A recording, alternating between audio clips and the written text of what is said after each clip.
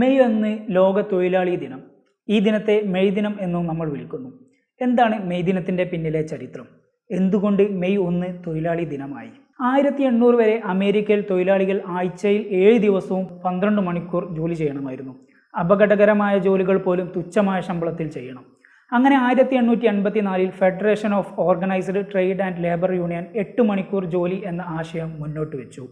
1886 May 1 union സമരം പ്രഖ്യാപിച്ചു.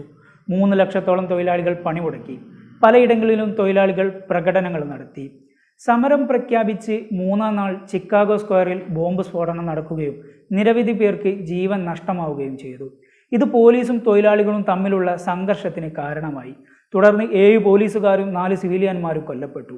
ഇത് ചരിത്രത്തിൽ ഹൈ മാർക്കറ്റ് മാസ്കർ എന്ന് അറിയപ്പെടുന്നു. തുടർന്ന് തൊഴിലാളി അവകാശങ്ങൾ അംഗീകരിക്കുകയും 1894 തൊഴിലാളി ദിനം അവധിയായി പ്രസിഡന്റ് ക്ലെവ്ലാൻഡ് പ്രഖ്യാപിക്കുകയും ചെയ്തു.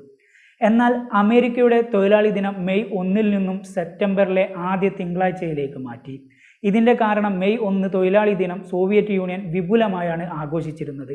അതിനാൽ അന്നേ ദിവസം അമേരിക്കയിലും ആഘോഷമാക്കിയാൽ അമേരിക്കയിൽ തൊഴിലാളി പാർട്ടികൾ ശക്തി പ്രാപിക്കും. കൂടാതെ ഹൈ മാർക്കറ്റ് കൂട്ടക്കൊലയുടെ ഓർമ്മ ദിനം കൂടിയാണിത്. അതിനാൽ അന്നേ ദിവസം ഭരണവിരുദ്ധ ദിനമായി ആചരിക്കാനും സാധ്യതയുണ്ട്. ഈ 2 കാര്യങ്ങളും അമേരിക്കൻ താൽപ്പര്യങ്ങൾക്ക് എതിരാണ്. അതിനാലാവണം അമേരിക്ക തൊഴിലാളി ദിനം മാറ്റിയത്.